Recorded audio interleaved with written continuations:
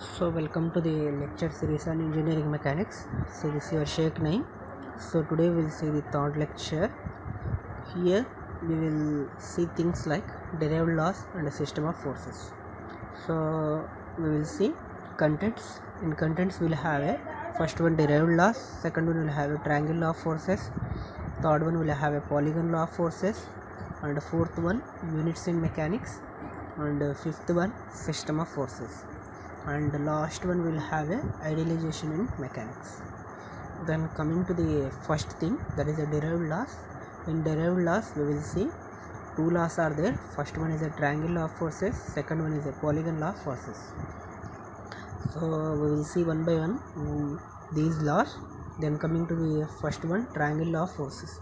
Triangle law of forces is derived from the parallelogram law of forces. So triangle law of forces states that if two forces are acting on a body, so have a two forces which is given as a and a B. So these forces are represented one after another by sides of a triangle. So we'll have a triangle here. So A is represented one side of a triangle, and then B is represented another side of a triangle, like this. Then their resultant is represented by the closing side of a triangle. So we need to complete this triangle with the another side, like this. So this is from the first point to the last point. So this is the closing side of a triangle. So this is the triangle law of forces. Okay, then coming to the polygon law of forces. Polygon law of forces is states that if number of concurrent forces acting simultaneously on a body are represented in magnitude and direction by the sides of the polygon taken in order, then the resultant is represented in magnitude and direction by the closing side of a polygon taken from the first point to the last point. That means if some forces are acting on a body, okay, some concurrent forces are acting on a body, those forces need to meet at a single point. All the forces need to meet at a single point. That is mean of concurrent. So these forces can be represented the sides of a polygon. So you can see this is the force F1. This magnitude direction is represented at here with some scale, and then F2 is drawn from the last point of the F1. This is the F2 which is drawn from the last point of F1, like this, from B to C.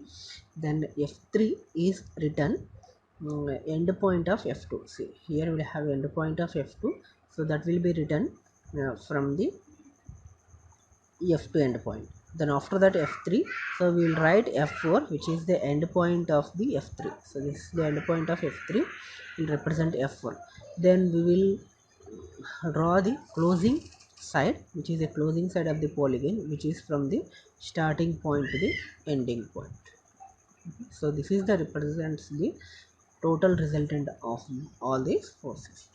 So this is how we will state the polygon law of forces. Now coming to the units in mechanics. So here we will have a fundamental units and derived units. So first we will go with the fundamental units. Here we will call it as a three things are there. First one is a length, which is represented as L, and the second one will have a mass, which is represented as M, and third one will have a time, which is represented as S. So these three are called the fundamental units. Okay, so we'll have another units, we will call it as a derived units. So these derived units are expressed from the fundamental units. So that means these derived units are taken from the fundamental units. So these are, that's why these are called as a derived units. So examples are units of area, velocity, acceleration, pressure, etc. So these are the fundamental and derived units. So we'll go with the system of units. Here in mechanics we will, or in throughout our engineering, we will talk about the system of units. Actually we will have a four system of units. First we will see the three main system of units here. So first we will have a MKS system of units, second one will have a CGS system, third one will have a FPS system. So MKS full form is meter kilogram second. So that means here the length is measured in meter, uh, mass is measured in kilogram, and the time is measured in second in MKS units. And coming to CGS unit, CGS full form will have a centimeter gram second. Here the length is measured in centimeter, mass is measured in gram, and time is measured in second. And the third one will have a FPS system. Here full form is foot pound second. Here length is measured in foot, and mass is measured in pound, and time is measured in second. So this is a system of units we are using. Then so some of the quantities we will see in MKS unit system. So we'll have a quantity which is called area, which is given as a unit as a square meter, which is a notation meter square. uh, M square we call it as a meter square. Similarly, we have a volume which is a unit is cubic meter, and it is called as notated as a meter cube. The velocity meter per second, and it is given as a m per second. Then acceleration it is given as a meter per second. So that is means meter by second and second into second. So that will be represented as a meter per second square. So these are the some of the quantities which you will see in the MKS units. Then uh, apart from those three units, we will have another type of system of unit, that is called the SI units. So SI full form is, it is given as a reverse. That means it will be pronounced like international system of units. So SI is a international system of units. Here SI units also will have in SI units we will measure length in meters, mass in kilogram, time in second. Then what is the difference between SI and MKS units? If you observe that one, MKS and SI units are same, but here we'll have a, the main difference between MKS and SI units is in unit of force. The unit of force is differentiates the SI and MKS units. Then so first we will see what do you mean by force. So force already we see, which is a external agent which will influence, okay, which will try to move the object, or it will try to do some external thing on the object.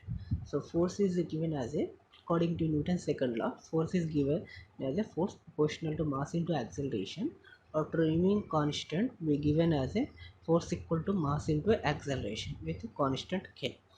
Here in SI units, acceleration a, which is represented a here, is given as a 1 meter per second square. Okay, so the force units are kg meter per second square. So in a, this kg meter per second square we call it as a Newton. Yes, in SI units we will call it as a force in Newton. Okay, so try to remember that one. Then in MKS units, acceleration is given as a due to gravity, which is 9.81 meter per second square. Here in MKS units we call it as a units are kg weight is called the kilogram weight. Kg weight it is given, kg weight it is called the kilogram weight. So 1 kg weight equal to 9.81 Newton. So this is the relation between the MKS and SI units. So 1 kg weight equal to 9.81 newtons. Okay. Then here we will go with the some prefixes and symbols of multiplying factors in SI units. So we are talking about here SI units. So we'll have some multiplying factor and prefixes and symbols. Here 10 power 12 it is given as a tera. It is called as a tera. It is given a symbol is capital T. And 10 power 9 we call it as a giga. It is given as a G. And 10 power 6 mega M. 10 power 3 we call it as a kilo, small k. And 10 power 0 nothing is there. 10 power minus 3 we call it as a milli, which is given a small m. And 10 power minus 6 micro, that is mu. And 10 power minus 9 nano, it is given n. And 10 power minus 12 pico, which is given p. 10 power minus 15 femto, which is given f. 10 power minus 18, which is auto, which is given as a.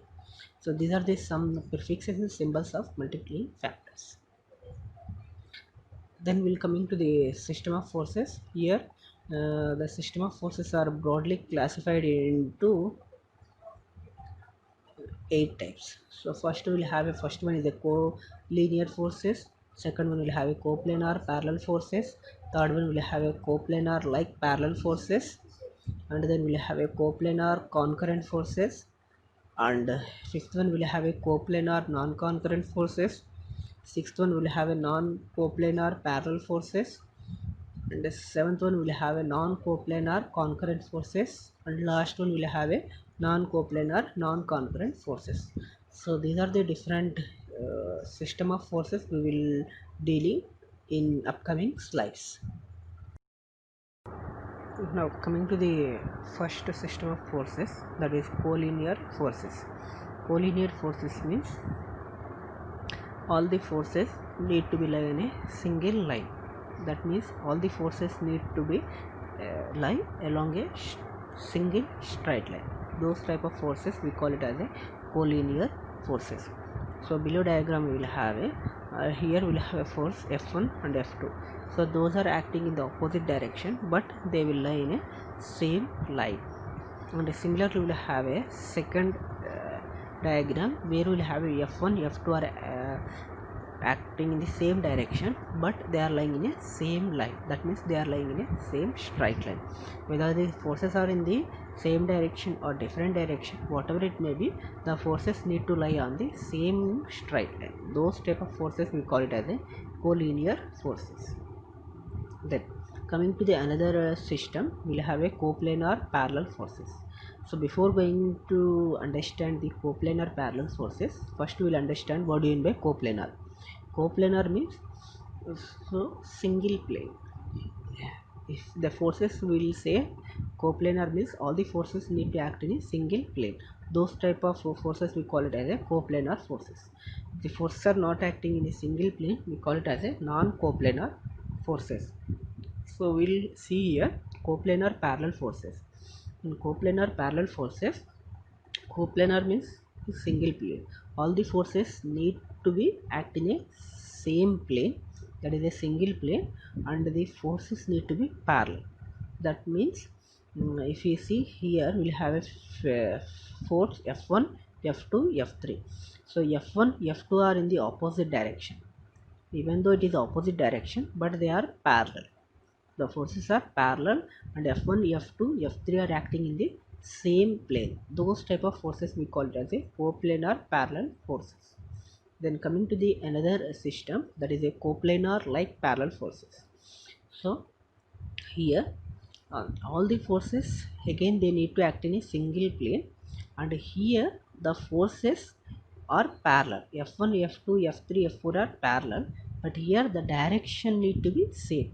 So F1 F2 F3 F4 directions are to be same. So those type of forces we call it as a coplanar like parallel forces. Like means the direction need to be same for all the forces. Those type of force system we call it as a coplanar like parallel forces. Then coming to the another thing, coplanar concurrent forces. Here the coplanar means all the forces need to act in a single plane, and concurrent means they need to meet a single point. So coplanar concurrent forces, so if you see F1 F2 F3 are forces acting in a plane, but they are meeting a single point, that is called the O. So that point we call it as a concurrent point. Okay, concentration point or concurrent point.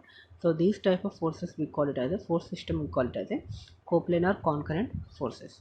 The in the second diagram we can see one force so here we'll have a forces are acting in the different direction. The forces may be acting in the different direction, but they need to meet a single point. Okay, those type of forces we call it as a concurrent forces. If they are acting in same plane, then we call it as a coplanar concurrent forces. Then after that we will have a coplanar non-concurrent forces, similar to coplanar concurrent forces. So if the forces are acting in the same plane and they will not meet at a point, so then they will not meet a common point. We call it as a non-concurrent forces. So you can see F1 F2 are meeting at a point. Okay, again F2 F4 meeting at a point, F1 F3 are meeting at a point, but these all forces are not meeting at any point. Those type of forces we call it as a non-concurrent forces.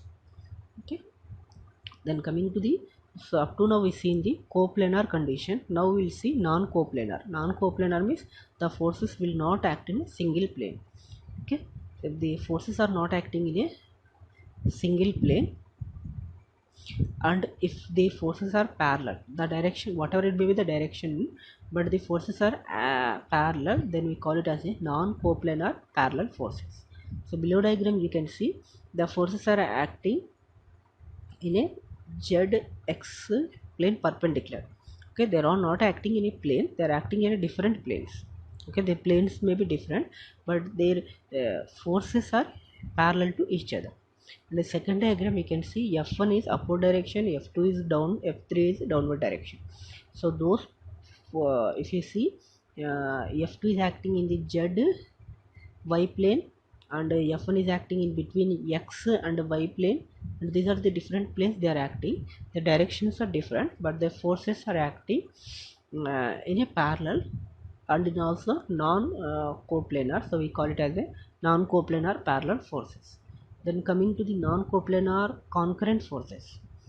So here the forces will not act in a single plane, but they will meet at a common point.